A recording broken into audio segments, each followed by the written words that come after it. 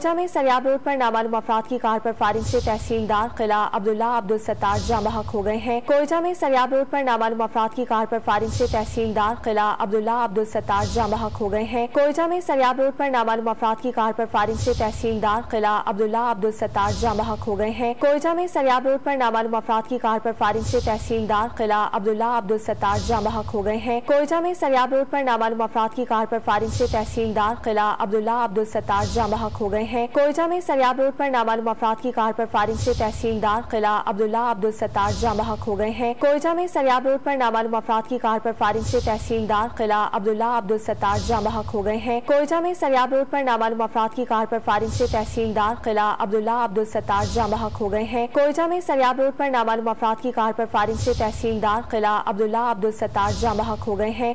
Don news के नुमाइंदे गालिब निहाज से वाकई की तफसीलात जानते हैं। गालिब बताएगा क्या बताना है कानून नाफिज करने वाले इदारों का।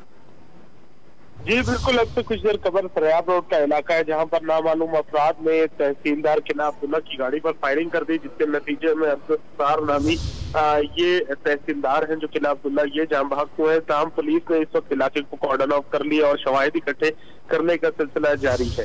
जी।